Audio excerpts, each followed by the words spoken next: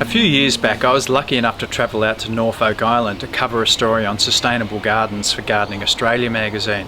In my few short days on the ground, I fell completely in love with the place, and I've been a frequent visitor ever since. Recently, I decided I wanted to show people my Norfolk Island in a way that went beyond my photography or my writing. So what I've done is bundled up a heap of my favourite experiences and created a tour that I call the Gardeners and Gourmets Tour of Norfolk Island. So stay put for a few minutes and watch as I show you some of my favourite stuff that you can expect to enjoy if you join me on my Gardeners and Gourmets tour to Norfolk Island. We visit a broad range of gardens on the island, including a host of award-winning home gardens. If, like me, you're into gardening sustainably, you'll love the island gardens, as apart from being beautiful, they are by their nature very sustainable. Every garden is a learning experience.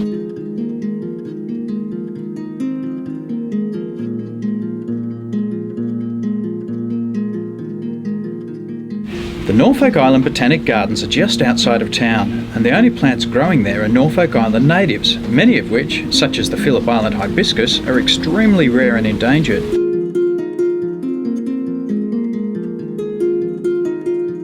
You'll also find superb examples of Norfolk's native tree fern. It's the tallest species in the world.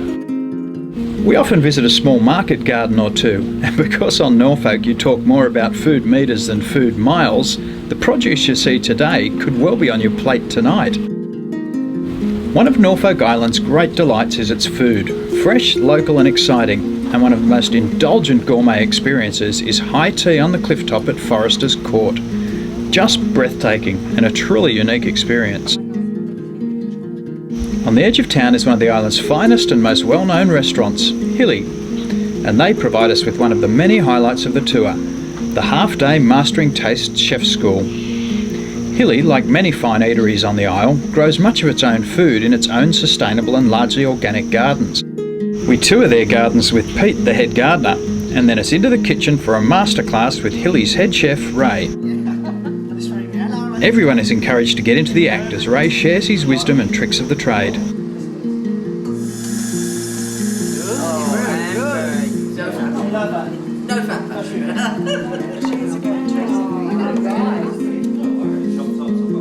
Pete gives us the lowdown on flavour and taste combinations of the herbs and veggies that have just been picked from the garden, before everyone grabs their preferred selection to prepare their own lunch with Ray's expert guidance.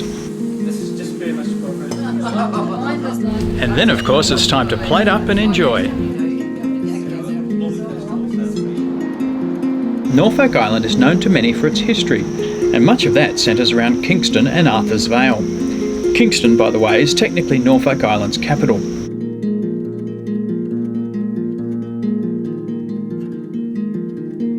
This World Heritage listed area abounds with early convict and colonial history in a way you've likely never experienced before.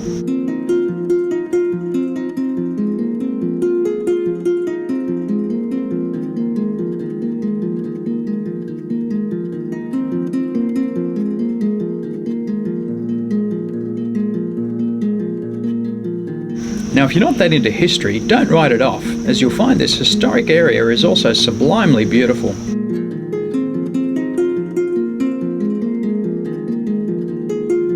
The highlight of Kingston is Quality Row, a stretch of superbly preserved and restored Georgian buildings.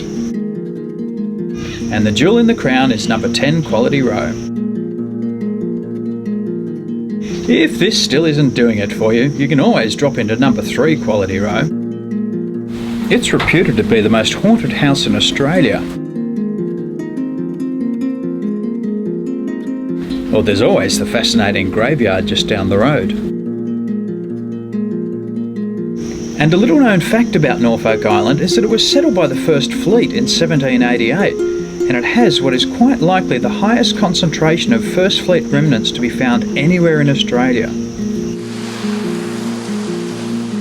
The coastline of Norfolk Island ranges from the breathtakingly gorgeous sheltered coral-fringed Emily's Bay to other smaller beaches.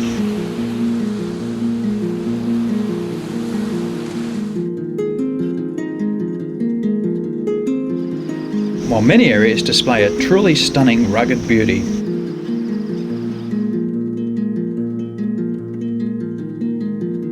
You'll find Norfolk Island pretty easy to navigate. Town, Burnt Pine, is the main shopping precinct, and it's packed with all manner of boutiques and duty-free shopping, as well as a host of great cafes. But I do need to tell you about the cows. They have legal right-of-way on Norfolk Island's roads. The annual Norfolk Island Royal Agricultural and Horticultural Show is opened with traditional Polynesian dancing, living cultural heritage that's being revived on the island. Just about everyone on the island turns out for the show, and it's an amazing showcase of the diversity of produce grown on the isle.